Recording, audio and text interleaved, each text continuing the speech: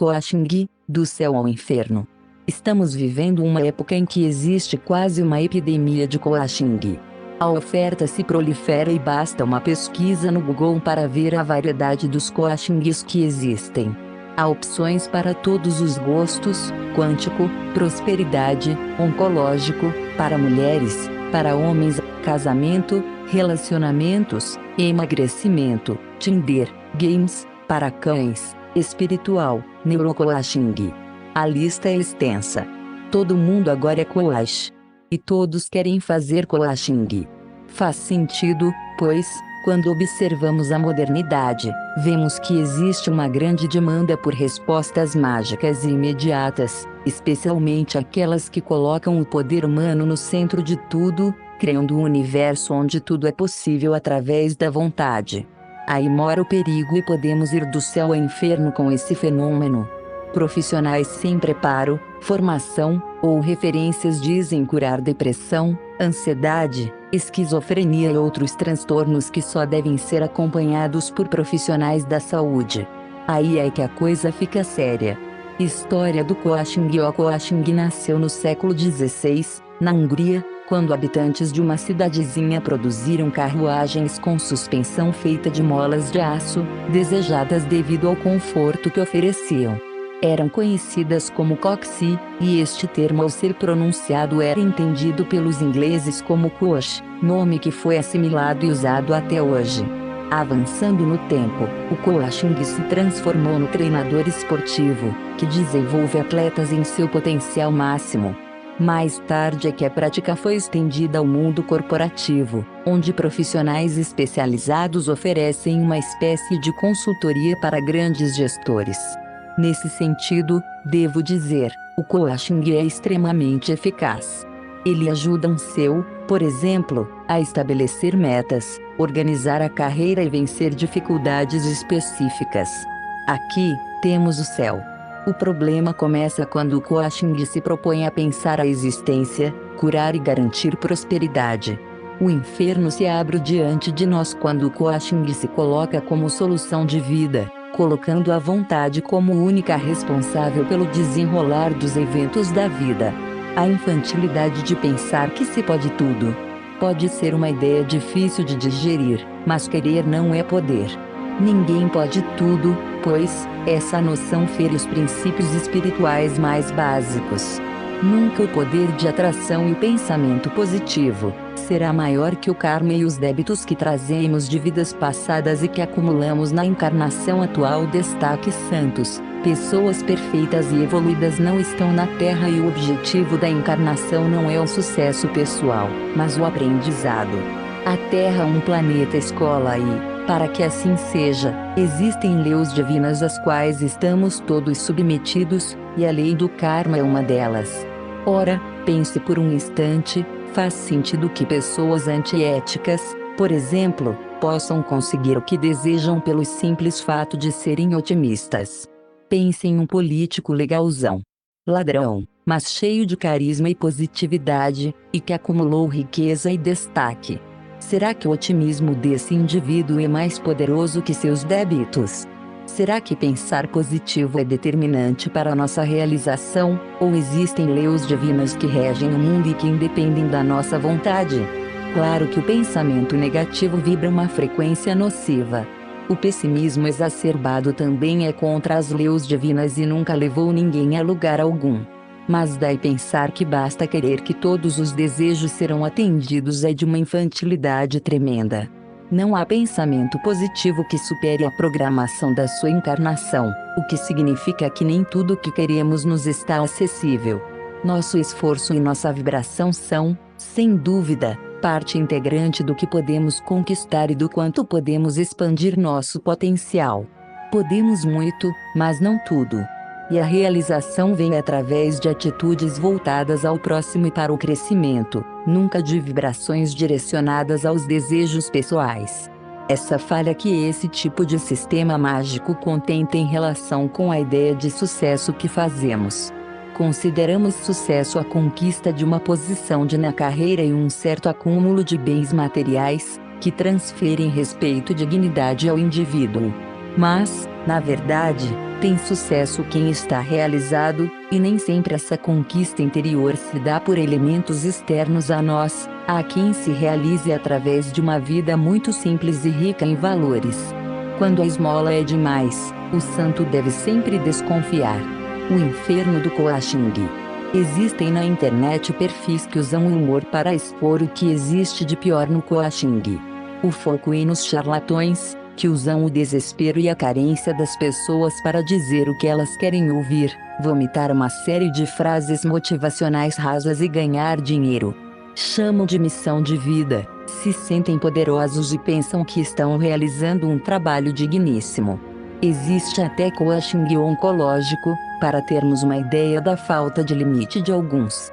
Imagine uma pessoa à beira da morte sendo aconselhada com frases motivacionais vazias por um profissional que passou longe da universidade, e, por isso, não tem a menor capacidade de oferecer qualquer ajuda. E os preços que cobrados são abusivos. A questão é simples: para tratar de casos graves como o câncer, ou você está embasado pela psicologia e estudou anos a mente humana, ou é mais digno pegar essa vontade de ajudar e fazer trabalho voluntário e levar conforto para quem está se despedindo da vida. Mas quem quer ajudar sem nada receber? Pouquíssimos. Sem a compensação financeira, a vontade de ajudar o próximo esmorece. O perfil Coaching Agente do Instagram faz uma coisa interessantíssima. Além dos memes hilários, o moderador entra em contato com coaches como se fosse paciente, pede informações sobre o serviço e descreve os problemas que está enfrentando. Porém, descreve sintomas de depressão, esquizofrenia, bipolaridade, passando um quadro de saúde mental grave. A seguir, pergunta se será curado. Em alguns casos o moderador chega a dizer tenho pensamentos suicidas e a resposta que chega é assustadora. Em 100% dos casos, esses profissionais garantem a cura.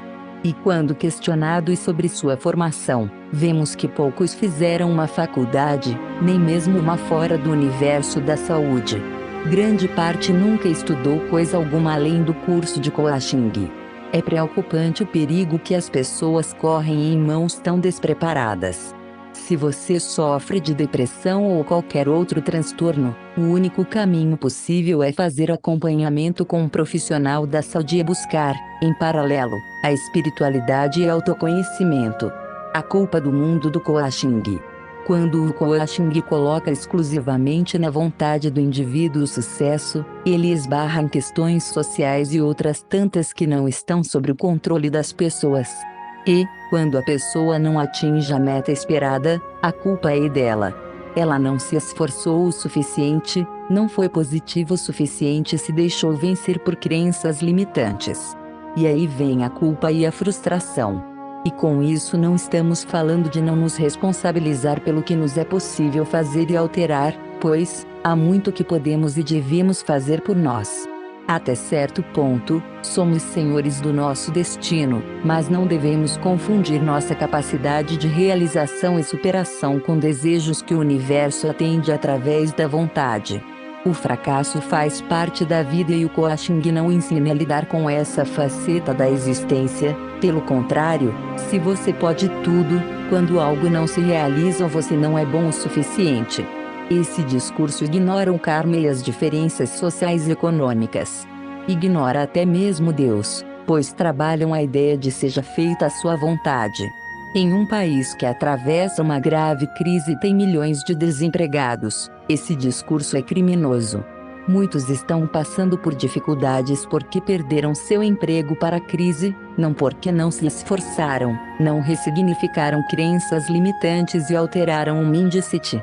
E esse é o erro mais crasso do coaching: generalizar a cura e não levar em consideração a individualidade. Nem todos são iguais e partem do mesmo ponto, logo, não há receita de bolo. Se houvesse, certamente o mundo seria muito melhor. Há coaches que invisibilizam causas importantíssimas como o racismo e a misoginia, chamando de mimimi e dizendo que pouco importa se você é negro ou branco, homem ou mulher. E sabemos que importa sim. Empoderar essas pessoas e ensiná-las a lidar e superar sua condição é completamente diferente de calar essas vozes e invisibilizar essas pautas. Novamente, não se trata de incentivar o comodismo e validar comportamentos que tendem a se esconder atrás das dificuldades e culpar o externo pelas falhas. Invalidar e minimizar esse sofrimento é um discurso que chega a ser criminoso e digno de punição exemplar. O grande vencedor é o capitalismo. Trabalhe enquanto eles dormem é uma frase repetida à exaustão no mundo do coaching. Através dela, vemos que o coaching obedece à lógica do capital, porque coloca o sucesso como meta e prega a teologia do empreendedorismo e da prosperidade através da produtividade total. Pensar a relação entre empregado e empregador, políticas públicas de acesso à educação e a precarização do trabalho, por exemplo, não são objetivos do coaching. Pelo contrário, ele reforça a ideia de que é preciso trabalhar até mais não poder para enriquecer e chegar lá. Observe que poucos profissionais têm um trabalho mais pesado que o de um pedreiro e eu nunca vi nenhum deles rico, especialmente no Brasil.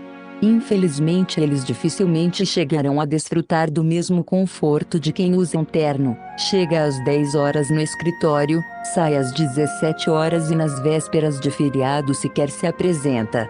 Essas pessoas estudaram e merecem os salários altíssimos que recebem. O problema é um motorista de aplicativo receber um salário de fome, um pedreiro mal ganhar para se sustentar e uma doméstica não ter condições de ter uma moradia digna. Gosto da ideia que surgiu na internet para exemplificar essa linha de pensamento, sobre uma ideia para um reality show. 6 coaches de empreendedorismo colocados na periferia, para morar em um barraco, cuidar de 4 filhos, trabalhar 10 horas por dia e ganhar um salário mínimo. O que fizeram 1 milhão primeiro, ganha. Será que conseguiriam vibrar quanticamente, alterar o DNA da prosperidade e atrair o sucesso?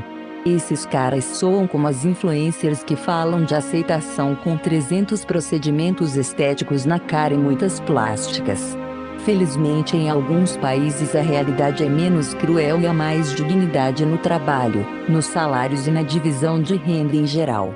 E curiosamente o coaching não tem a mesma força que encontra no Brasil, um dos países com a maior desigualdade social do mundo. Gostamos da exceção da regra, do menino pobre que estudou na folha de papel de pão e chegou à universidade.